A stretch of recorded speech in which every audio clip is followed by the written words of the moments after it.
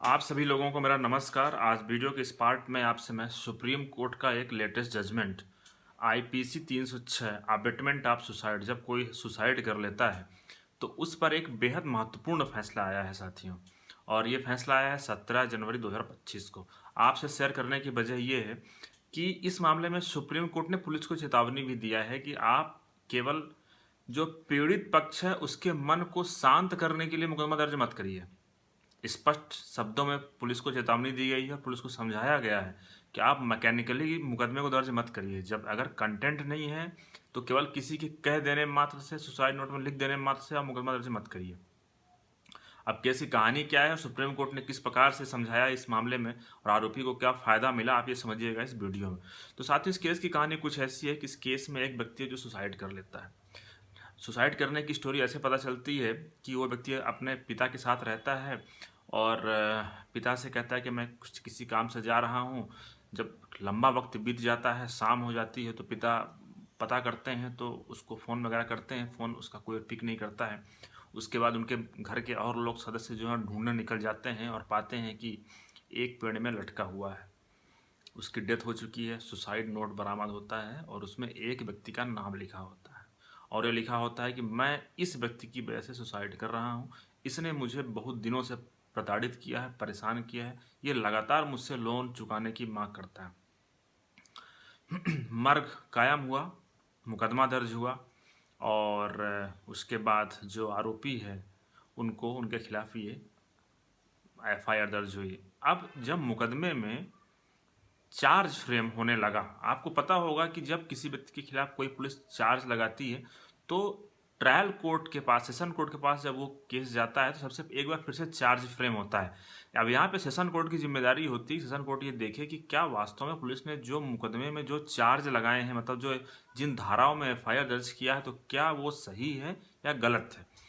अब यहाँ पे उस व्यक्ति ने कहा, क्या उसने कहा कि भाई 306 का जो मुकदमा है ये हमारे खिलाफ नहीं बन रहा है, इसलिए हमको डिस्चार्ज कर दिया जाना चाहिए, हमारे खिलाफ कोई आरोप नहीं है। और जो आरोप है वो 306 के दायरे में नहीं आते हैं। सेशन जज ने उनकी बात नहीं सुनी और उनकी एप्लीकेशन डिसमिस कर दी। हाई कोर्ट में उसको चैलेंज किया गया, हाई कोर्ट ने भी उनकी दलील नहीं सुनी, उनकी पिटीशन डिसमिस कर दिया। मामला पहुंचा सुप्रीम कोर्ट। तो सुप्रीम कोर्ट के पास मामला गया तो सुप्रीम कोर्ट ने देखा कि देखिए, सबसे पहले तो ये देखा जाए कि उस व्यक्ति का रोल क्या है जो इनसे पैसे मांग रहा था। वो किसी एक कंपनी में काम करने वाला कर्मचारी है और वो उनसे लगातार पैसे की मांग कर रहा था और उन दोनों के बीच का कुछ ऑडियो रिकॉर्डिंग भी सुप्रीम कोर्ट के पास पेश किया गया था और जिसमें ये स्पष्ट दिख रहा था कि वो व्यक्ति पैसे के लिए दबाव बना रहा है, दोनों के बीच गाली गलौज हो रही है।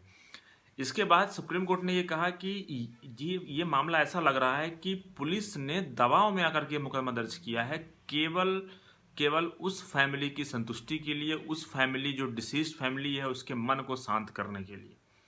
तो सुप्रीम कोर्ट ने कहा कि इस तरह के मुकदमे दर्ज नहीं किए जाना चाहिए। पुलिस को मुकदमे दर्ज किए जाना चाहिए कानून के हिसाब से, ना कि किसी व्यक्ति, ना कि भावनाओं में बह करके पुलिस को मुकदमा दर्ज कर लेना चाहिए। ऐसा कहते हुए सुप्रीम कोर्ट ने कहा कि ये जो मुकदमा है, इस मुकदमे में ऐसा कहीं से कहीं तक साबित नहीं हो रहा है कि वो व्यक्ति इतना ज़्यादा प्रताड़ित किया गया कि उसके पास जीवित रहने का कोई दूसरा मौका नहीं था। ऐसा कोई फैक्ट नहीं है कि वो व्यक्ति उसको इतना प्रताड़ित कर रहा है, उसका एक्टिव इन्वॉल्वमेंट है इस केस में कि वो उसको ये चाह रहा है कि सुसाइड ही कर ले, वो इसलिए उसको परेशान कर रहा है। तीसरा फैक्ट था कि इस मामले में जो वो व्यक्ति जो पैसे की मांग कर रहा है, तो उसने पैसे उधार लिया है, उसने किसी की गारंटी लिया था, इसलिए वो पैसे की मांग कर रहा है। अब अगर किसी ने लोन दिया है तो पैसे की मांग करेगी, इसमें कोई गलत नहीं है। अब ऐसा नहीं कहा जा सकता कि वो व्यक्ति पैसे की मांग इसलिए कर रहा है और इसलिए उसको परेशान कर रहा है कि वो सुसाइड कर ले, ये नहीं है। यहाँ पे जो इंग्रेडिएंट है 306 के आईपीसी और जो नया भारतीय न्याय संहिता है उसका 108 रीड विथ सेक्शन 45 ऑफ भारतीय न्याय संहिता, तो ये जो है तो उसमें ऐसा, उसके जो कंटेंट ये कहते हैं कि सामने वाला व्यक्ति अगर आप उसको जानबूझ के इस प्रकार से प्रताड़ित करता है कि सुसाइड ही कर ले, तब तो वहाँ पे मुकदमा दर्ज होगा 306 का। लेकिन केवल किसी की मात्र कह देने से, किसने मुझे प्रताड़ित किया है, भले ही सुसाइड नोट है, वहाँ पे 306 का मुकदमा नहीं बनता है। और सुप्रीम कोर्ट ने यहाँ पे इनके खिलाफ जो आरोप था वहाँ पे इनको डिस्चार्ज कर दिया।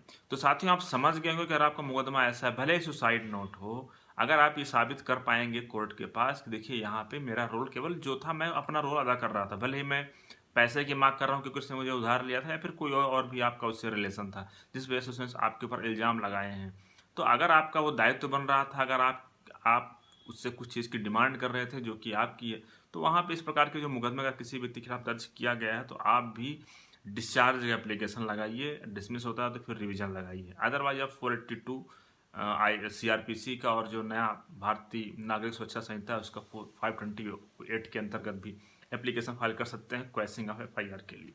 धन्यवाद।